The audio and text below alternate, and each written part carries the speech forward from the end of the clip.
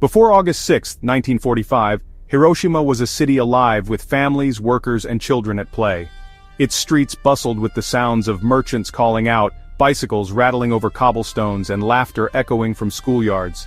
The city was a vibrant hub of culture and tradition, where generations lived side by side, sharing meals and stories beneath the cherry blossoms. While other Japanese cities suffered nightly bombings, Hiroshima remained untouched, giving its residents a false sense of security. The city's calm nights were a rare comfort in a nation at war, and many believed their home would be spared the devastation seen elsewhere.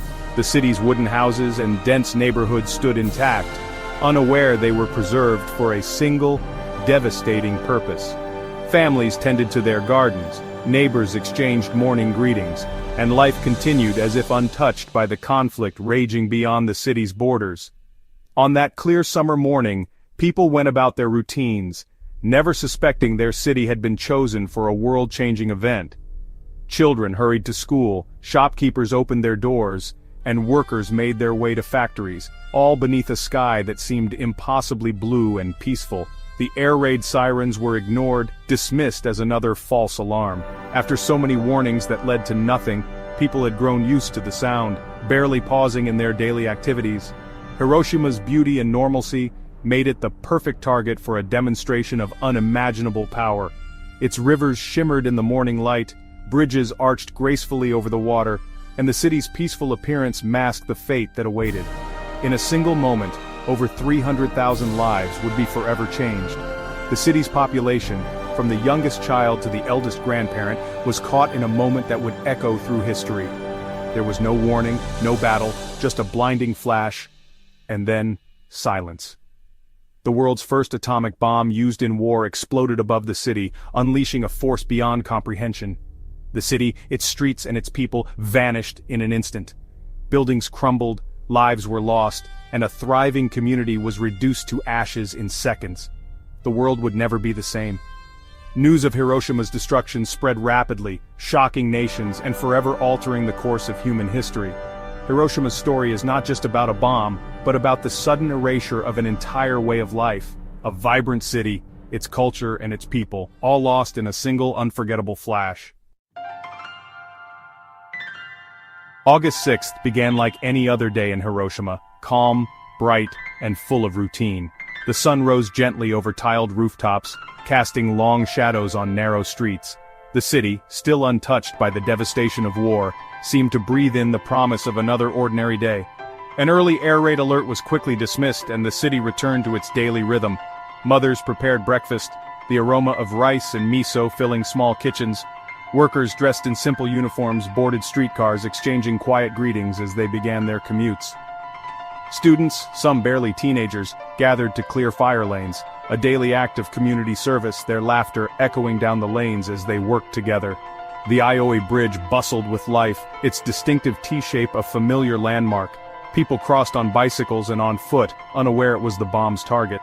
The city's 7 rivers sparkled under a cloudless sky, a scene of perfect normalcy. Boats drifted lazily on the water and children played along the banks. Residents worried about food, school, and the war, but not about annihilation. They read newspapers for updates, shopped for scarce ingredients, and tried to maintain a sense of normalcy despite the distant thunder of conflict. The clear weather, so welcome to the people below, was exactly what the mission planners needed.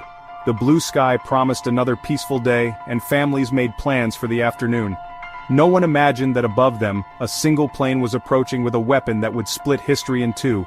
The Enola Gay, high above the city, was nearly invisible to those below. The people of Hiroshima were civilians, not soldiers, living, hoping, and dreaming. They cherished small joys, a child's laughter, a neighbor's wave, the comfort of home. In moments, their world would be shattered. The ordinary would vanish, replaced by unimaginable devastation. The tragedy of Hiroshima lies in the ordinariness of that morning. It was a day like any other, until it wasn't. The city's fate was sealed, and the world was about to change forever. In the span of a heartbeat, history would be rewritten. The time before the bomb was about to end, and with it, the innocence of an ordinary morning. High above Hiroshima, the crew of the Enola Gay prepared for a mission unlike any before. The early morning air was tense with anticipation and uncertainty as each crew member quietly went through their assigned roles. They were about to carry out an operation that would alter the course of history, and the weight of that responsibility was almost palpable inside the aircraft. After a long flight from Tinian, the B-29 bomber approached its target under clear skies. The city of Hiroshima lay below, unaware of the fate that was about to befall it. The crew had flown for hours over the vast Pacific, their minds racing with thoughts of home, duty, and the unknown. On board was Little Boy, the world's first atomic bomb used in war. The bomb, a product of years of secret research and immense effort, was carefully secured in the bomb bay. Its destructive power was known only in theory, and no one could truly predict what would happen once it was released. Colonel Paul Tibbets and his crew performed their final checks, knowing the gravity of their task, but not its full consequences. Each man was acutely aware that this was no ordinary bombing run. The silence in the cockpit was broken only by the sound of switches being flipped and quiet, tense voices confirming procedures. At 8:15 a.m., Major Thomas Farabee locked onto the Ioi bridge and released the bomb. The moment was precise, calculated to maximize the bomb's impact. The crew held their breath, knowing that in that instant history had changed forever. Little Boy began its 43-second descent, silent and unseen by those below. The city continued its morning routines, unaware of the invisible threat falling from the sky. For those brief moments, time seemed to stand still for the crew, who could only imagine what was about to unfold. The Enola Gay banked sharply to escape, the crew bracing for the unknown. They had been warned about the bomb's power, but no one truly knew what to expect. Every second felt like an eternity as they turned away from the target, hoping to outrun the blast. Suddenly, a blinding flash filled the sky, even through their goggles. The light was so intense it seemed to pierce the very air, leaving the crew momentarily stunned and speechless. Two shockwaves rocked the plane, and a massive mushroom cloud rose over the city. The force of the explosion was felt even at their altitude, shaking the aircraft and leaving the crew in awe of the bomb's unimaginable power. The crew watched in awe and horror as Hiroshima disappeared beneath a churning pillar of smoke and fire. The city they had seen moments before was now obscured by devastation, and the reality of their mission began to sink in. Their mission was over, but the world had entered a new era. As the Enola Gay turned for home, the crew was left to grapple with the enormity of what they had just witnessed, and the knowledge that nothing would ever be the same. The city below was forever changed in seconds. Streets, buildings, and lives were erased in an instant, leaving only ruins and silence where a vibrant city had once stood. The Enola Gay's flight marked the dawn of the atomic age. The world had witnessed a new kind of destruction, one that would shape international relations, warfare, and the very future of humanity. The consequences would echo for generations. Survivors faced unimaginable suffering, and the scars left by the bomb would linger long after the smoke had cleared. Hiroshima was the first city to experience the unimaginable, its name forever linked to the dawn of the nuclear era, and the hope that such devastation would never be repeated. At 8:15 and 43 seconds, Little Boy exploded nearly 2,000 feet above Hiroshima. The airburst unleashed a fireball hotter than the sun, vaporizing everything at the hypocenter. Shadows of people and objects were burned into stone. The flash blinded anyone who looked its way. The heat ignited wood, melted metal, and seared skin. A blast wave followed, flattening buildings and hurling debris at deadly speed. Survivors were thrown through the air, cut by flying glass and crushed by collapsing structures. Fires erupted everywhere, merging into a citywide inferno. A towering mushroom cloud blotted out the sun, turning day to night. Then came the black rain, radioactive ash falling on the wounded and the desperate. The city was reduced to ruins in seconds. The survivors faced a new, invisible threat: radiation. Hiroshima had become the world's first atomic wasteland. In minutes, Hiroshima was transformed into a landscape of fire and ruin. The city's familiar sounds were replaced by silence, broken only by the cries of the injured. Survivors staggered through the rubble, burned and bleeding, searching for loved ones in a world unrecognizable.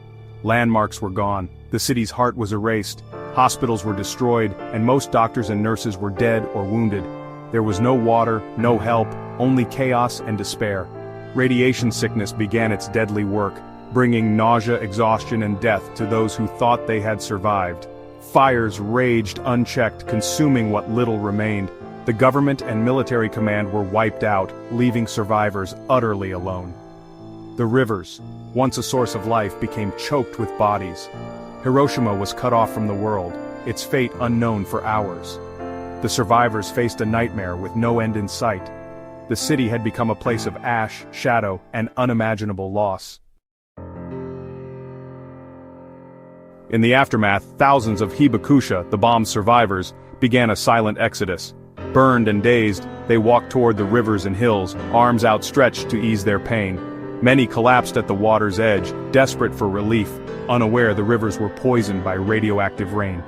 The city's lifeblood had become a place of death. Survivors moved like ghosts, haunted by the loss of family and friends. The psychological wounds were as deep as the physical ones. Yet even in devastation, small acts of kindness persisted, helping the fallen, sharing words of comfort. People searched for loved ones, calling names into the smoky air. The long walk was a journey from the old world into an uncertain future. The hibakusha carried the scars of the atomic age, both seen and unseen. Their courage in the face of horror became a testament to human endurance. They were the first to walk in a world forever changed. Hiroshima was chosen as the target after careful, cold calculation. The war in the Pacific raged on, and American leaders sought a way to force Japan's surrender without a costly invasion. The city was a major military hub, port, and industrial center, untouched by previous bombings. Its geography made it ideal for demonstrating the bomb's power. Other cities were considered, but Hiroshima's strategic value sealed its fate. The final order was given in late July. Hiroshima was the primary target. The people below had no idea their city had been selected for destruction. Their fate was decided in distant rooms, by logic that saw their home as the perfect place to end a brutal war. Hiroshima's destruction marked the dawn of the nuclear age. The world saw that a single bomb could erase a city, and fear of total annihilation took hold. The Cold War began, with superpowers racing to build ever more powerful weapons.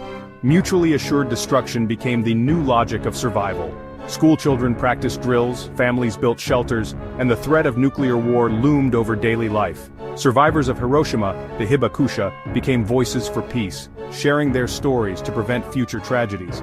Their message was clear: no more Hiroshimas. The bombing forced humanity to confront the ethics of its own power. The mushroom cloud became a symbol, a warning and a call for responsibility. The world would never again be the same. Today, Hiroshima stands rebuilt, a city of life, hope, and remembrance.